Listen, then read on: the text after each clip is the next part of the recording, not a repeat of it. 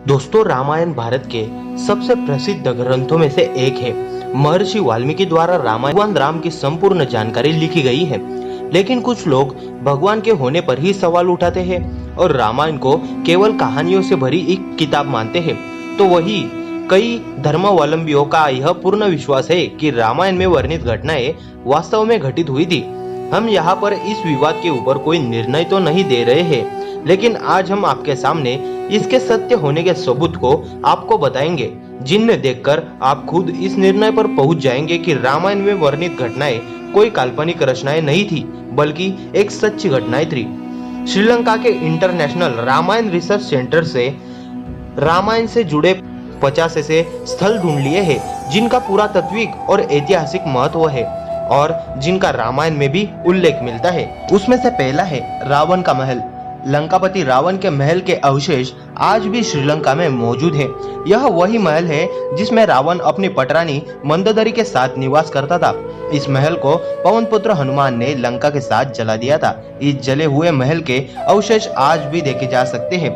चलो तो आइए जानते हैं दूसरी जगह, जिसको कोबरा हुड केव के नाम से जाना जाता है। रामायण के अनुसार रावण ने सीता का हरण करके सबसे पहले इसी गुफा में रखा था। इस गुफा का आकार एक सांप के सिर जैसा दिखाई देता है, जिसके कारण इस गुफा को कोबरा हुड के नाम से भी जाना जाता है। इस गुफा के अंदर चारों ओर की नक्काशियों से साफ पता चलता है कि यह रामायण कालीन गुफा है और यह गुफा आज भी श्रीलंका में मौजूद है। इसी तरह तीसरा सबूत है पानी में तैरने वाले पत्थर। राम सेतु पुल के पत्थर पानी पर तैरते थे। सुनामी के बाद रामेश्वर के उन पत्थरों में से कुछ जमीन पर आ गए थे। शोधकर्ताओं के अनुसार राम सेतु को बनाने के लिए विशेष प्रकार के पत्थर का इस्तेमाल किया गया था, जिसे विज्ञान की भाषा में प्यूमाई स्टोन कहा जाता है। शोधकर्ताओं ने जब इन पत्थरों को पानी में फेंका तो वह तैर रहे थे, जबकि दूसरे पत्थर पानी में डूब जाते थे। रामेश्वर में आई सुनामी के दौरान यह पत्थर दिखाई दिए थे। आपको बता दें कि आज भी कई साधु संतों के पास तैरने वाले इस पत्थर मौजूद है। उसी तरह हमारा चौथा सबूत है हनुमानगढ़ी। माना जाता है कि श्री राम की प्रतीक्षा में हनुमान जी इसी स्थल पर बैठे थे। रामायण के अनुसार जब सीता माता का अपहरण हुआ था तो राम जी की मुलाकात हनुमान जी से हुई थी। यह एक प्राचीन हनुमान मंदिर है जिसे हनुमानगढ़ी के नाम से जाना जाता है। कहा जाता है कि लंका विजय के बाद भगवान श्री राम ने हनुमान जी को इसी जगह पर रहने को दिया था, जिसके कारण इसे हनुमान जी का घर भी कहा जाता है। बता दें कि रामायण में भी हनुमानगढ़ी का उल्लेख मिलता है। चलो तो आइए जानते हैं हमारा पांचवा सबूत क्या है। रामायणकालीन हवाई अड्डे। श्रीलंका की रामायण अनुसंधान टीम ने रामायणकालीन 4 हवाई अड्डे खोजने का दावा किया है। श्रीलंका की श्री रामायण रिसर्च कमेटी के अनुसार रावण के 4 हवाई अड्डे थे। उनके 4 हवाई अड्डों के नाम कुछ इस तरह थे: उसानगोड़ा, गुरुलोपोथा, तोतुपोलाकंदा और वारियापोला। इन चारों में से एक उसानगोड़ा हवाई अड्डा नष्ट हो गया था। कमेटी के अनुसार सीता की तलाश में जब हनुमान जी लंका पहुंचे थे तो लंका दहन में रावण का उसानगोड़ा हवाई अड्डा नष्ट हो गया था। उसानगोड़ा हवाई अड्डे को स्वयं रावण निजी तौर पर इस्तेमाल करता था। द्रोणागिरी पर्वत। रामायण के कथा में उल्लेख किया गया है कि लक्ष्मण और मेघनाथ के युद्ध में मेघनाथ के बाण से लक्ष्मण मूर्छित हो गए थे। तब राजवैद्य सुरोन के उपाय के अनुसार द्रोणागिरी पर्वत से संजीवनी बूटी लाना था। तब भगवान हनुमान जी ने संजीवनी लेने द्रोणागिरी पर्वत गए थे।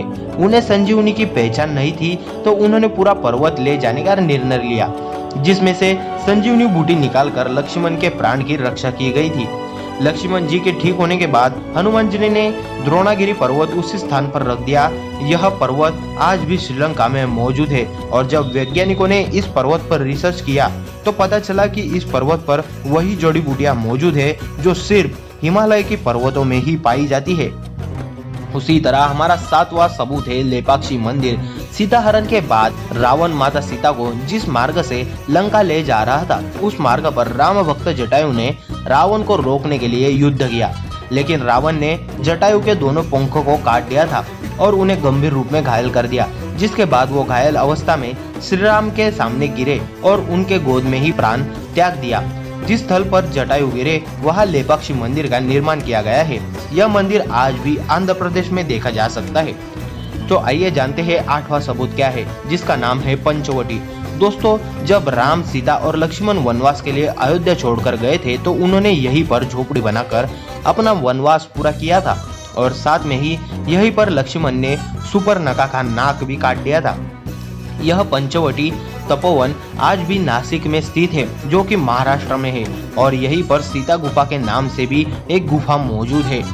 तो 9वां सबूत है कोणेश्वर मंदिर। जैसे कि आप सभी जानते हैं कि रावण भगवान शिव की पूजा करता था और इसलिए उसने भगवान शिव के लिए इस मंदिर का निर्माण भी करवाया था। आपको बता दें कि यह दुनिया का एकलौता ऐसा मंदिर है जहां भगवान शिव से ज्यादा उनके भक्त रावण की आकृतियां बनी हुई है। बता दें कि इस मंदिर में बनी एक आकृति में रावण के 10 सिरों को दिखाया गया है। उसी तरह हमारा 10वां सबूत है हनुमान जी के पैरों के निशान। हनुमान जी ने जब सीता माता की खोज के लिए समुद्र पार किया था तो उन्होंने विशाल रूप धारण किया था। फिर वह आकाश मार्ग से समुद्र पार करके श्रीलंका में पहुंच गए थे। ऐसा कहा जाता है कि उन्होंने पहले कदम रखे वहां उनके पैरों के निशान बन गए।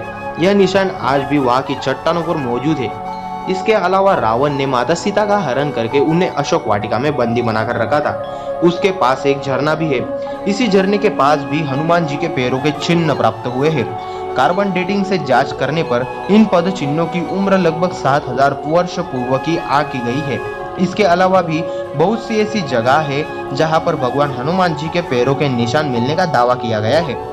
और इसी तरह हमारा 11वां सबूत है सुग्रीव की गुफा। बाली के डर से सुग्रीव जिस गुफा में रुके थे वह गुफा आज भी मौजूद है। यहीं पर उनकी मुलाकात राम जी से हुई।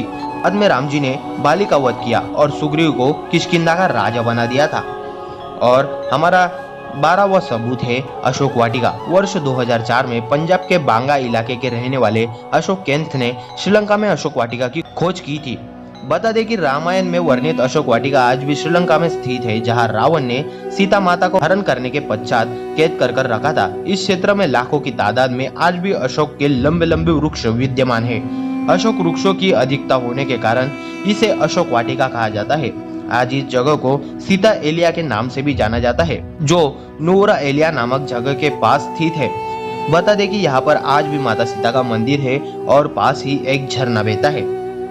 तो दोस्तों, आज की हमारी इस वीडियो में आपको रामायण से जुड़े कुछ सबूत दिखाए गए थे जो कि सत्य है। ऐसे ही इंटरेस्टिंग और मिस्टीरियस जानकारी जानने के लिए हमारे चैनल को सब्सक्राइब जरूर कर दीजिएगा ताकि ऐसे कंटेंट आपको टाइम टू टाइम मिलते रहे।